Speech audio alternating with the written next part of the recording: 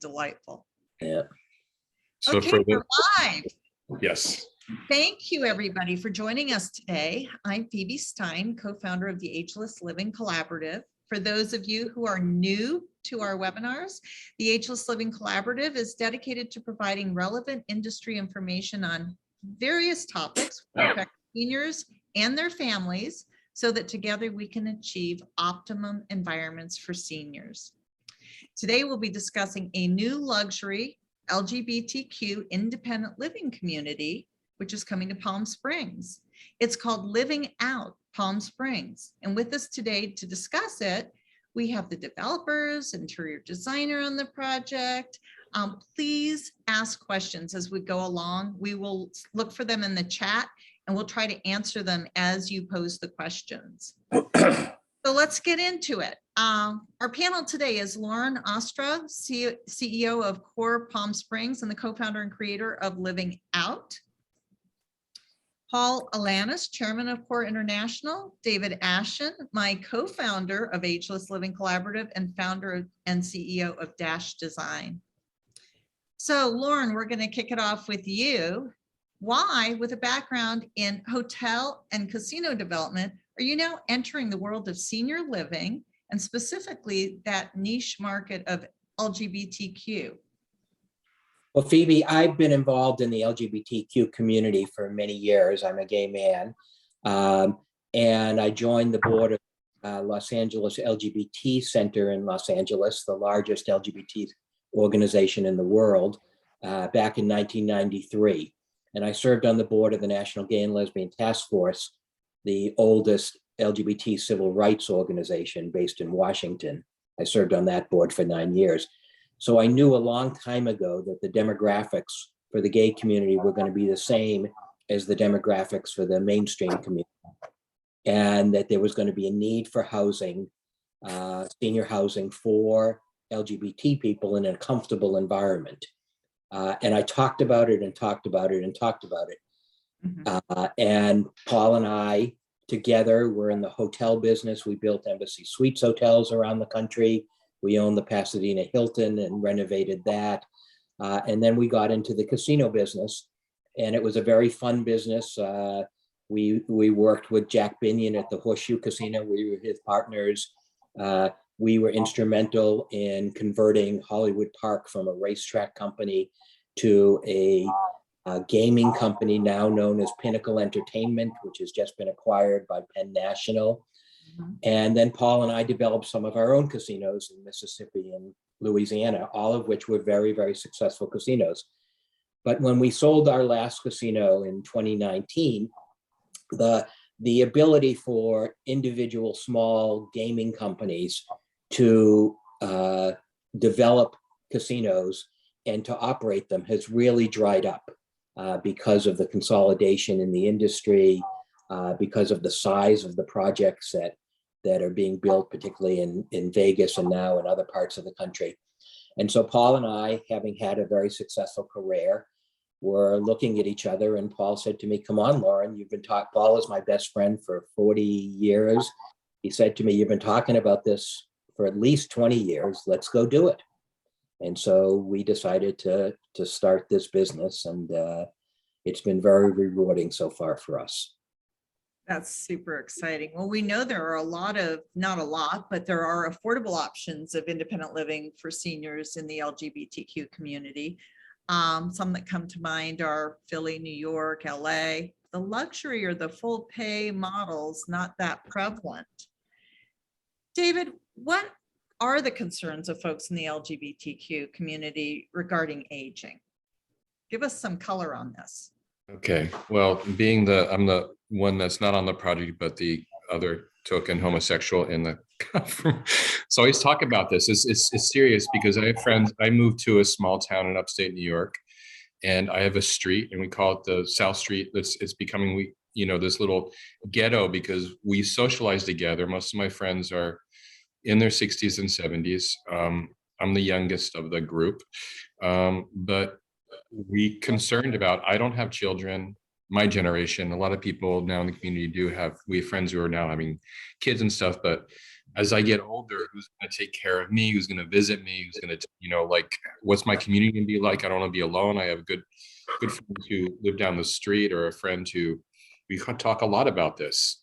He's in his 70s, and he's like, what does this look like for me in 15 years? So, the idea of having people you feel comfortable around, and not going into community where, and we were talking the other day in the prep, where I will feel uncomfortable about having a picture of me and my husband, or not feeling comfortable to express myself, not be lonely, feel isolated. Those are important things, and not having the family, my biological family. I have my family of choice, but as we get older, that family might not be there. Right. And do you think that that's more of a generational type thinking? Do you see that changing, looking I'm ahead? hoping it'll change. I mean, we have, Manuel and I have good friends who are in their 30s. They just had 2 children. Just 2 guys who got married and have a little boy and a little girl. And I think that the family dynamic does change things. And it's like, I'm hoping it does change. But for now, it's things I worry about. Mhm. Like, who's going to watch over me? Right. Who am I going to socialize with? How do I not feel alone? I mean, it's normal for a lot of older people, but I think for our community, it's a little more elevated. Understand. Well, Paul, will this new community in Palm Springs that you're bringing to life, will it be open to all, meaning LGBTQ friendly seniors as well as those involved in the LGBTQ community?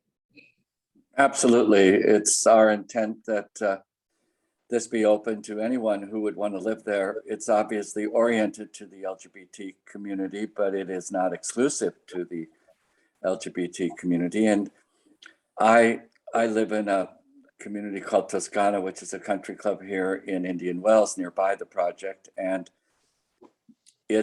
I think there are a number of older women here who have lost their husbands, who have a lot of money, who would love the company of gay men and don't necessarily want to get remarried, and would be strong candidates to want to move into a community like this that will be very inclusive in all respects.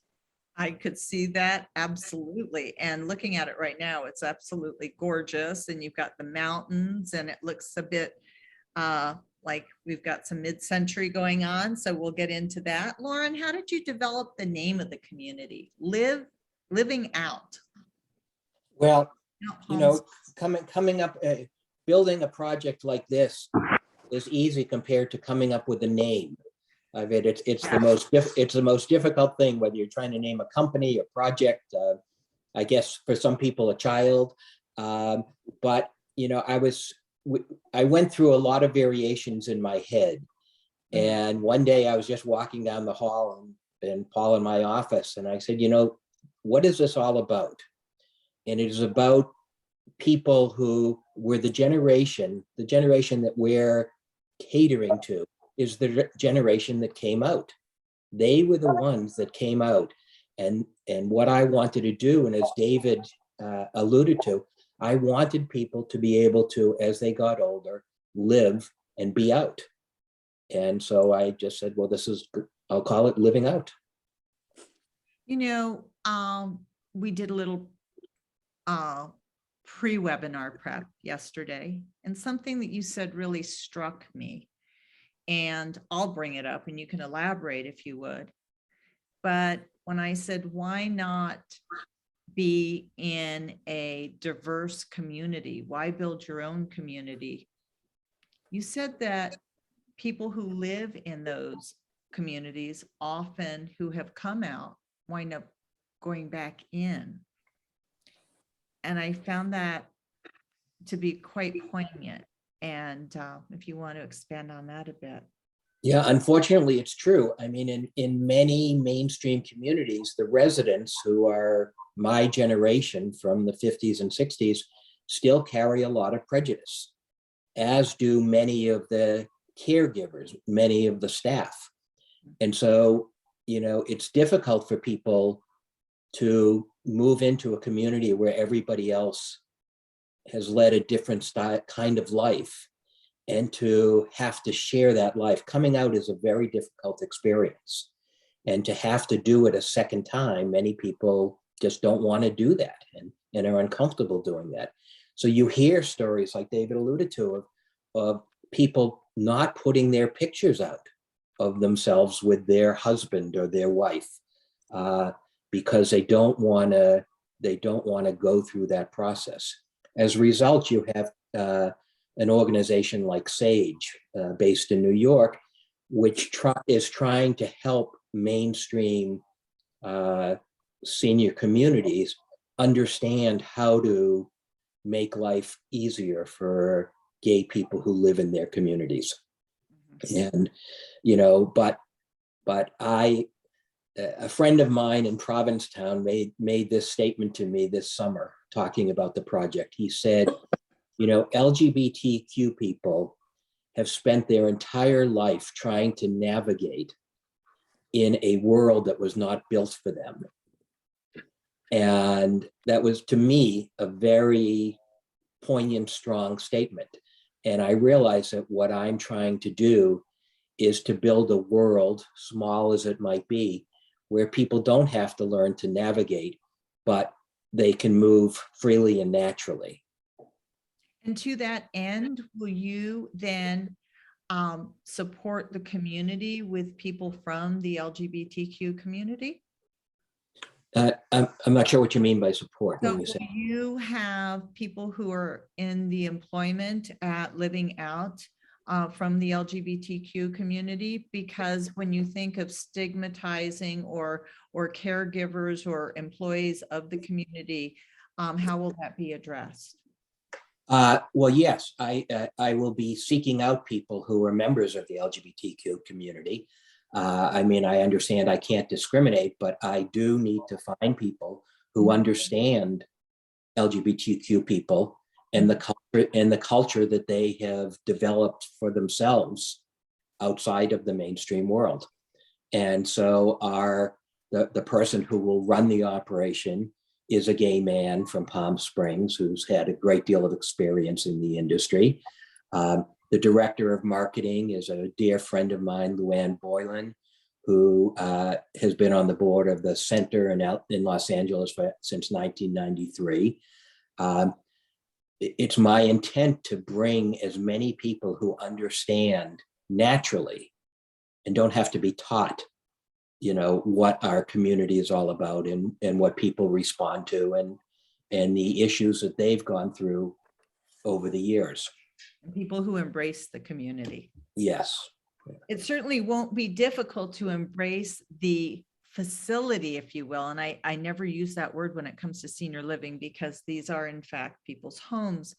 This community looks breathtakingly beautiful. Who wouldn't want to live there? But not everybody can afford to live in the lap of luxury like this. David, how would we address the middle market? Well, that's an interesting question. And I think there's going to be a big need. There is a need for the middle market. And like in any, I'm working in senior living in the middle market now, not in specifically LGBT in the gay community, but I'm stuttering. But we are looking at, how do we take the amenities like that we're doing in luxury and how do we tier them down to the middle market? But I think it's an important thing, like the affordable living. I was saying the other day, like I work with a food kitchen locally and I'm delivering food, and there's a 90-year-old man, and I looked at who is gay, was living in New York for years, lived in my town, was in his 90s, as I said, and he couldn't afford to live in his house anymore. And then unfortunately he died alone in his bedroom.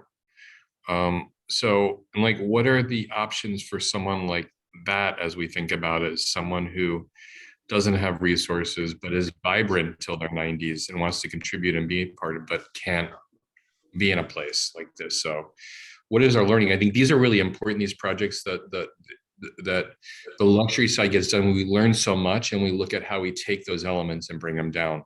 I think when you start at the mid-market, sometimes hard to build up, but when you look at a project like this and the little bit that I know from the description, we went through it, there's a lot to be learned from what works, what will work in this, and then how do you extract some of those elements and apply it to mid and affordable market. Sorry if that's roundabout way of. I think that Lauren and Paul have, another thing to do then after this gets opened and launched. Well, it's interesting because oftentimes people say to me, well, aren't you worried that somebody else will build another facility, even another luxury facility, and will compete with you? And my answer is always, there is such a need throughout the community that I'm not worried about competition. I'm worried about taking care of the need. Right.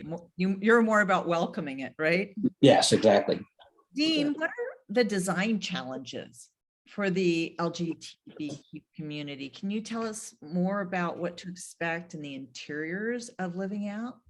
Yeah, well, a lot of design challenges aren't unique in terms of the type of spaces that you're talking about.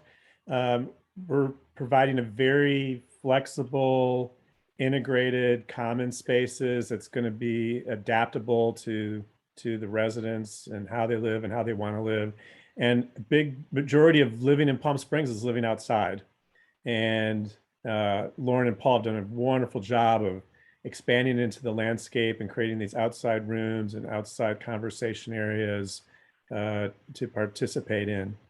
But the real excitement about this design, and I've, as a gay man, I've for 37 years I've been wanting to do this and finally had the opportunity, is that you're really talking about a sophisticated clientele. And they were design and living this way has always been in the community. It didn't just happen with HGTV like the rest of the population. And it happened before Martha Stewart, and like it was always a very sophisticated market in terms of that. So that's what we're accommodating, and it's timely. It's Modernism Week here in Palm Springs this week. And when we looked at the design, initially it was, oh, let's do this mid-century cool design that everyone kind of expects. But when you live in Palm Springs, and I've visited for like over 30 years, it's really about modernism, a very sophisticated modernism, not about a cliche type of elements that you can always, add here and there, and they can customize themselves when it comes into their apartments. But the design is really going towards a timeless, sophisticated, modern approach with rich materials, lots of light, and what can accommodate the resident culture as it evolves over time. Well, Lauren, let's talk about who the architect was on this project and what the thinking behind it was, and the designer. If you can walk us through the space, and it's glorious. So start from the beginning. We'll move the photos around so you can address them. Okay, so you want me to take you through the whole site? We'd love for you to. Okay, so the first element as you approach the project is in the lower right-hand corner, and that is a building that the city of Palm Springs asked us to consider putting in. This is along Tahquitz Canyon, which the city perceives as a potential retail walking street. I think it will take a long time for that to happen, frankly, the way things have developed along the street. But they asked us to put in a retail building. And so we put in a retail building that is matching the design of the main residential building. And next to it, you can see is a pet park to the left there, because I learned years ago at a seminar about LGBTQ people that LGBTQ people own pets, or have pets in their family, I should say, 20% more than the mainstream population. That's nice. It was a very significant number. And so we decided to put in this really lovely pet park. And David, I don't know if you can show people I think we have a photo of that. Yeah, there it is. And so it will be connected to the building, the retail building, and that building will be a pet services building that will be operated by a friend of mine who owns 3 pet stores in Los Angeles, is a very community-oriented guy, very successful. It will have a pet retail function. It will have a pet grooming function, a daycare area, and an overnight hotel, so that our residents, if they need to go away for the weekend or want to go away for the weekend, don't have to schlep their pet somewhere. The pet will be at home still. And that will be called tail waggers. So that's the first element, and it's very, very important to the community. I've heard many people say, well, that's where I want to be because, you know, it's a place for my pet. Sure. Then as you drive in, you can go to the site plan, you come to, you come in from the left, from the right, exactly. And you drive up this long, beautifully landscaped driveway to this circular area. And then the building is composed of 3 wings. We try not to call them wings because we think of hospitals when we say wings, but we're trying to come up with what they are. But there are 3 different wings.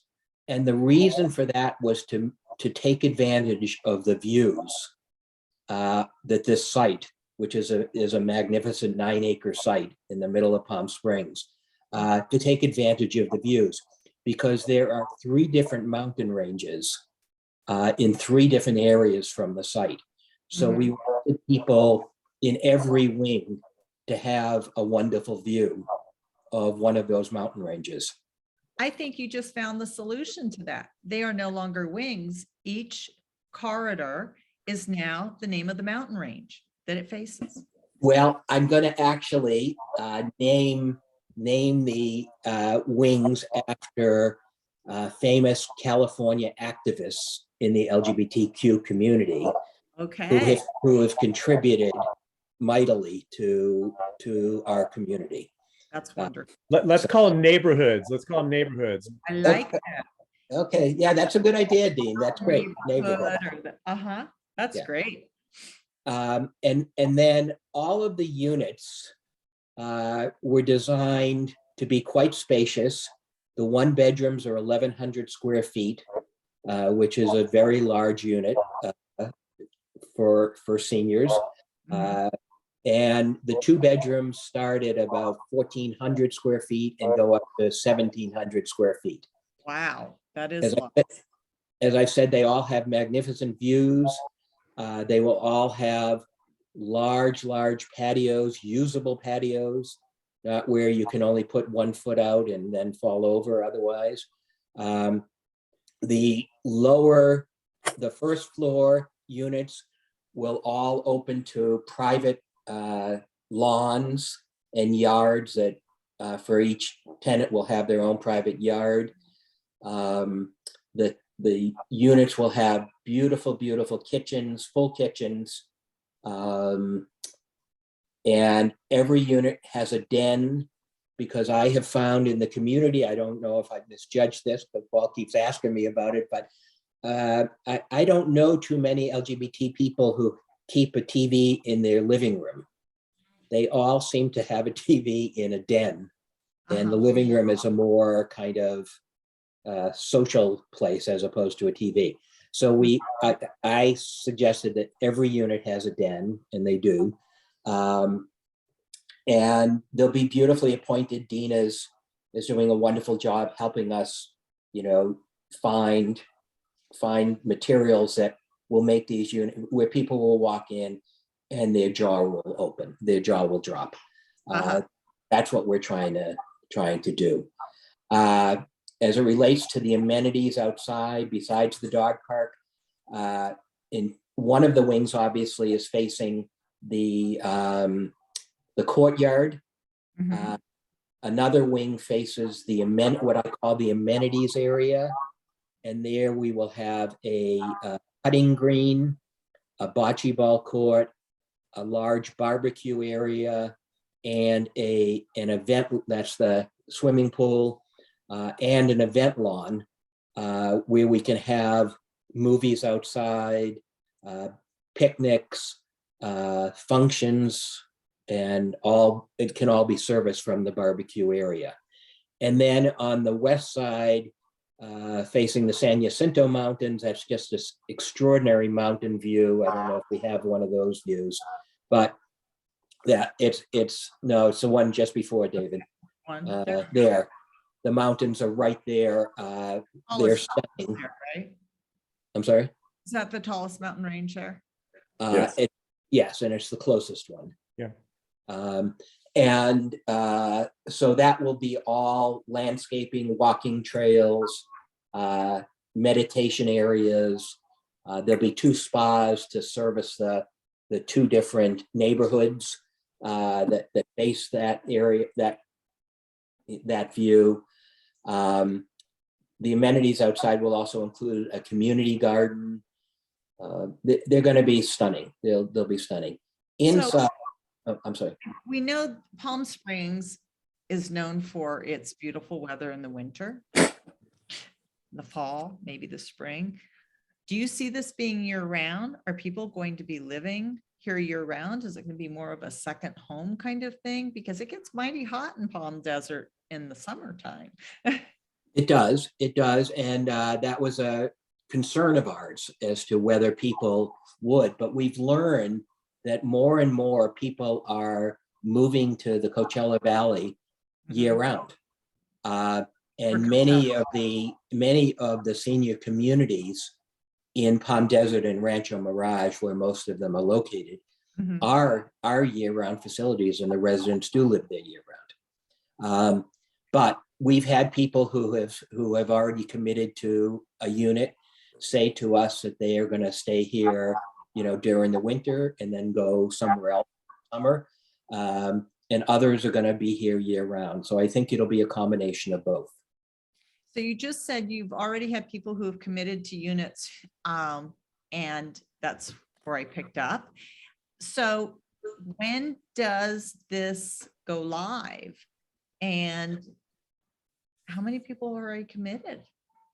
Well, we have 122 units available.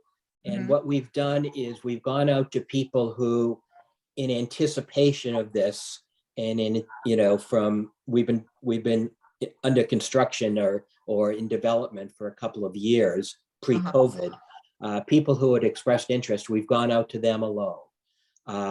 And from that, we have 17 reservations with people who have made deposits out of 122. It's our intention to go out in a broader way on March 1st, coming up next week. We've worked with our PR company to make that announcement, and we're making that announcement on various social media sites. And we hope to have a lot more activity starting then. We're 13 months from completion. Yeah, I mean, it's very exciting to have 17 because we haven't yet been able to show anybody what their living space is like. Will you have guest suites there? I know sometimes independent living communities have guest suites for people to come and visit. Well, we've talked about that, and we haven't decided on that yet. Right across the street from us is a Marriott Courtyard. And it's a fairly new property and a nice property. And so they've already offered us, a discount for the business. So I don't know. We have not decided on that aspect of it yet. They can rent a room at my house across the street. Exactly. Come out and see this place. It just looks extraordinary. So can I talk about the interior? Well, I was Oh. absolutely. Let's talk interiors. We're about design here. Okay. So Dean, why don't you take people through the interior? Okay. Yeah, definitely. I mean, this is so when you go through here, the spaces are very open with each other. But what's really, really exciting here, and Lauren can probably get into a little bit later, is the restaurant and all of the food and beverage is going to be curated by Susan Finnegan and Mary Sue Milligan, kind of star chefs, you can say. And it's been really exciting working with them. And we're providing a variety of different dining venues and options for the residents, with a formal restaurant, with indoor and outdoor seating. And then in the lobby, a very central to the space, bar, piano bar, lounge, really be the heart of the community, probably 24 hours, not 24 hours, but all day. But being a gay community, it might be 24 hours. Thursday to Sunday. And then from that, there's a entertainment lounge off to the left. And that's really kind of a multi-purpose type of area. We've got a kind of bistro set up there with grab and go. But it's also real, and it flows out to the outside with an open wall, window wall to embrace the exterior. But that's an area where we can have small bands come in, entertainment features. We've built in a lot of flexibility for that, and to be able to flow from the bar all the way through to the outside on that. So we're really excited on how that's taking place. And and then off of that, we've got a real area. This is one where we really kind of embrace that Rat Pack mid-century feel in the game card room area there.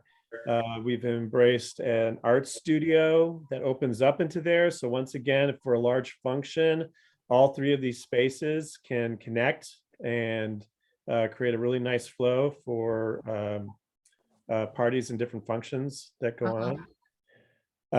Being that we're in Southern LA, you have to have a screening room, right? And so we've got a beautiful screening room set up there. But once again, it isn't just for movies. This is a great opportunity for screening for the Oscars, like you have. There's a lot of people here that are probably part of the Screen Actors Guild, but also for lectures, sporting events, for the Academy Awards itself.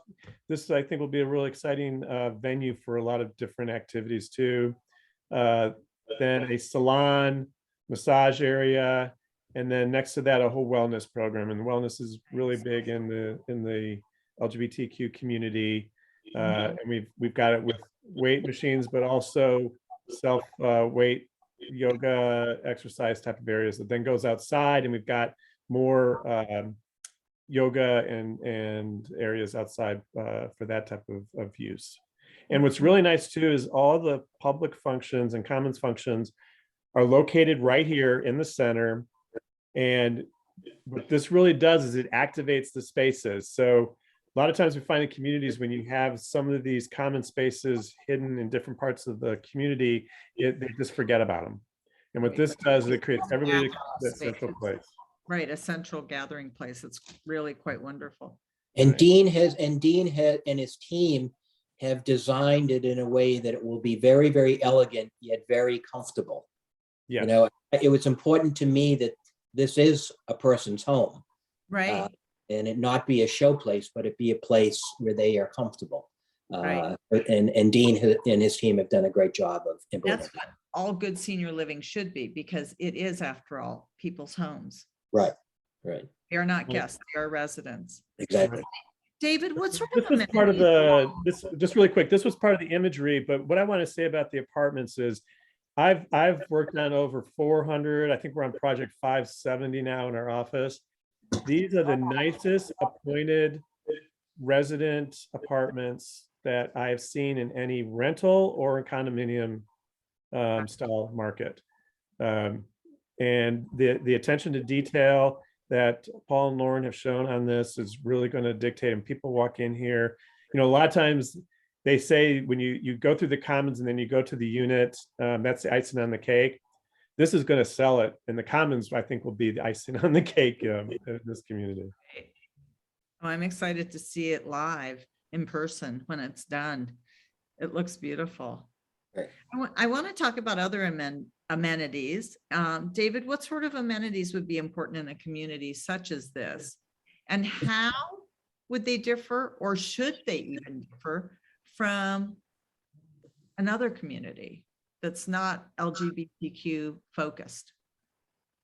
That's a good question, because should it be different or not is I think to Dean's point, I mean, it's sophisticated, more probably if you look at the demographic, probably a more sophisticated crowd.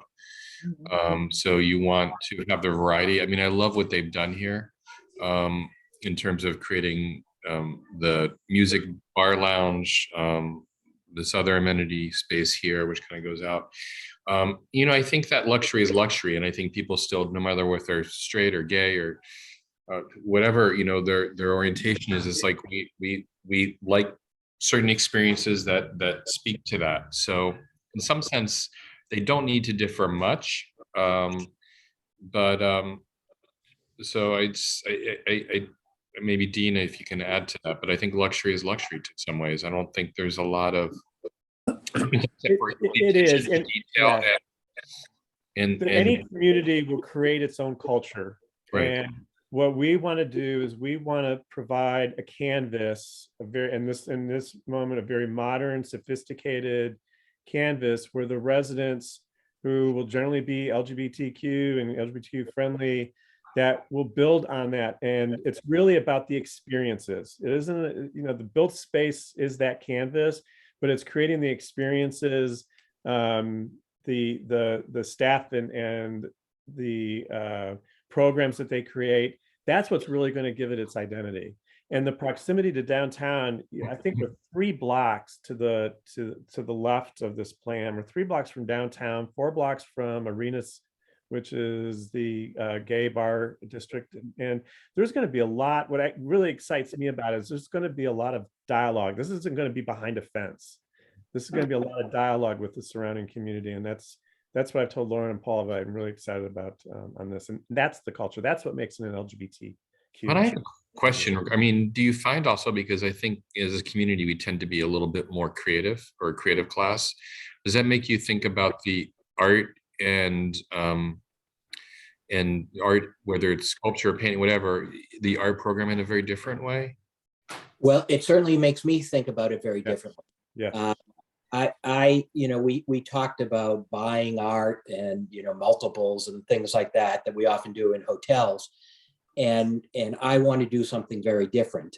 I've been talking to galleries here in Palm Springs and other galleries. I've talked to some galleries in Provincetown.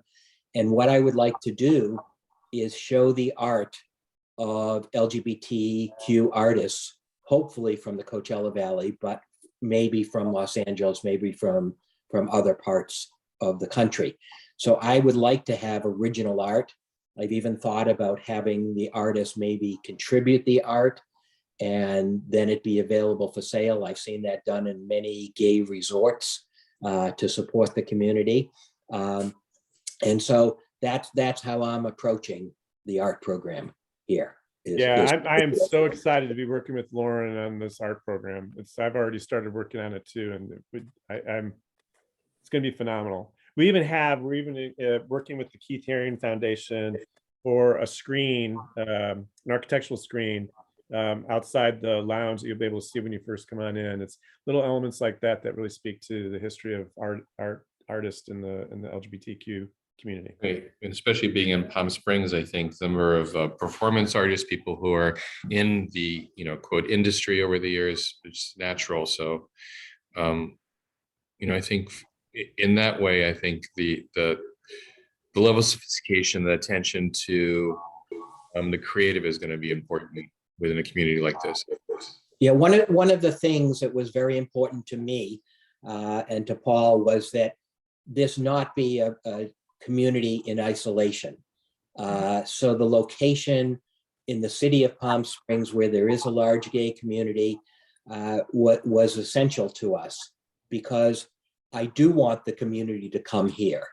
And I don't want the people living here to have their little community, but still be isolated from the outside world. You know, the LGBT world is somewhat different, as David has alluded to, than the straight world. And that oftentimes we don't have families. And so we create families of choice, and we've all learned how to do that. And we've all done that in different ways. And so people are used to being in community. They're used to that concept, rather than their family being their primary community and their community being secondary. It's kind of the other way around. So we've designed this in a way that we can bring the community to here as well. We have this event lawn outside where I hope to have, in fact, performance artists in Provincetown. For people who are familiar with it, in the summer, there are promoters who bring wonderful drag queens and people from Broadway and performers from all around the world for shows in P-Town. Palm Springs doesn't really do that other than one place called the Purple Room. And I've talked to some of the promoters in Provincetown about on the off season doing that in the event lawn. In that case, people from the greater Palm Springs community will come to that and participate in that. The restaurant is, as Dean alluded to, will be operated by Susan Feniger and Mary Sue Milliken, who are the two hot tamales, two very, very famous women chefs and entrepreneurs. Susan is a dear friend of mine, a lesbian, the chair of the Los Angeles LGBT Center now, and this will be operated as an independent restaurant.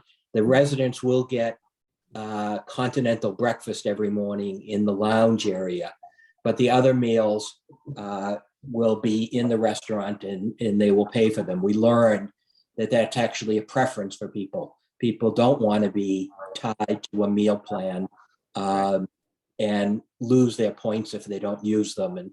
And so that restaurant will be hopefully open to members of the broader community as well. So there's lots of opportunity to bring the greater community to this place and have there be a great interaction. I think that the living out model is scalable regionally or even nationally. Oh, I do. I think that there are many, many places in America where, people are used to coming to Palm Springs. And so for them to decide to retire here is not as great a leap of faith as it may be to other places. Right. But there are many people who don't want to leave the community where they live and yet have vibrant LGBT communities right there. So I think places like Wilton Manors, Florida, Dallas, Texas, Chicago, Minneapolis, there are so many vital LGBTQ communities around the country. And I think that this will work in lots of places. It may not be as outside oriented as Palm Springs, our project is, but there are a lot of places to do this.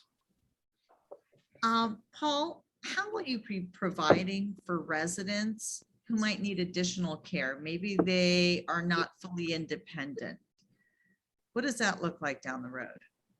Well, Lauren has been talking to various groups in the city. We've even had discussions with Eisenhower Medical Center, who's approached us in terms of providing in their residents' care as needed. So it would be something that we would not be providing, but we would have an area where they could have a wellness counselor, registered nurse or whatever, and could provide care for people as they began to need it. This is an active adult community to start out with, but people over time will do that. And we have a site in the back where we are in the planning stages for an assisted living facility that we would create as a second phase, which would include memory care. So that would be in the very corner of the property. And we just are in the process of doing some initial design work on that. But that is something we would contemplate. That's fantastic. Well, I know, David, we've had some conversation about the outlook for communities like this, more the affordable and mid-market level. And, is there a place, there's clearly a need, is there a place for AL and memory care, specifically for the LGBTQ community? Yeah, no, I think it's really going to be important. And especially as I age, the hardest thing to to do is to move people from independent living to assisted living because they feel like it's a downgrade. If I was living here in part of the community, I would hate to move out. Right. So, you know, it's like, again, it's like moving, especially in that when you're a little bit in a more vulnerable situation to have to move out to a place where you don't feel like you're part of the community. We're again having to deal with the stereotypes or, you know, issues of not being comfortable. So, I mean, I love the fact that you guys are going to be doing you know, an assisted living and on the property. It's a natural kind of movement. And I really don't know, are there very many assisted living or memory care that are LGBTQ focused? I mean, even that affordable care model is really more independent living, is it not? That is out there. So there's really a need because some people age in place until they need to go to assisted living. So That's right. But in Palm Springs, there is one assisted living, LGBTQ assisted living project. It's a small project with 20, maybe a few more rooms. It's a old motel that was converted, and they did it very, very tastefully, but the rooms are quite small, you know, and there are limited services. But that's the only one that I'm aware of anywhere in the country. That's the one in sounds like North Palm you and Paul Canyon, are right? not going to be able to retire anytime soon. There's lots to be done. Well, I'm happy about that, you know, and my husband is happy that I'm not going to be retiring soon. You know? I understand that dynamic. That works in the gay and straight world. There is, I was going to say, people have questions we didn't say, but you can type them in the Q&A button box. Right. Have I missed something? Yeah, we got to say that. I was thinking, or maybe I did. No, I thought I had brought that up, but anybody who has any questions before we kind of come to a close, anybody who wants more information on Living Out Palm Springs, I believe the website is now active, correct? That's correct. Livingout.com. Okay, so livingout.com, if you want to see a really tremendously beautiful community that has been built into a very mid-century modern community. It has, it looks like it was always there, and it's lovely, and the views of the mountains are fabulous. Anything else you want to add before we wrap up?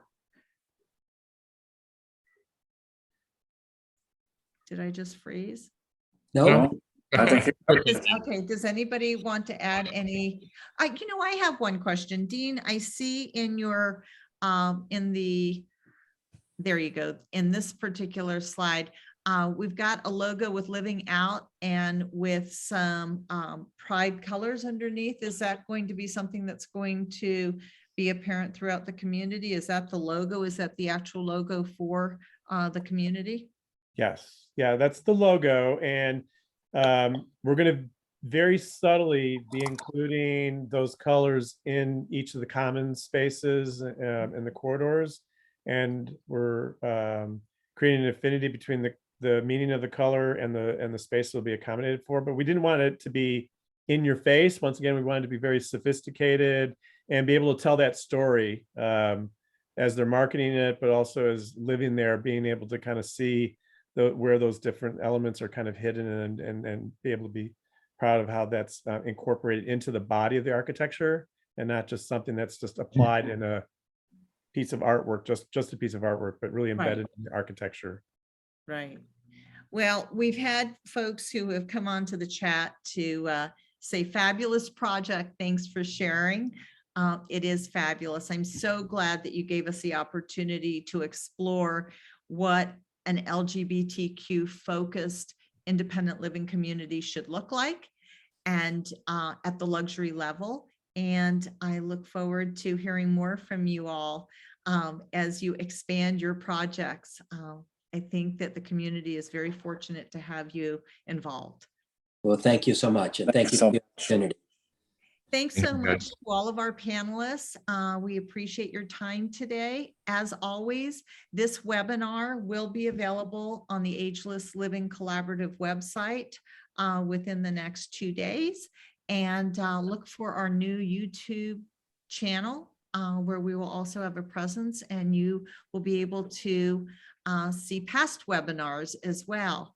I've got lots more comments of nicely done and thank you. And you guys have gotten a lot of kudos and a lot of cheers and recognition here today. So thank you for joining us. Everybody have a wonderful afternoon, and we look forward to seeing you again soon. Thanks again. Thank you. Thank you again. Thank you. Bye-bye.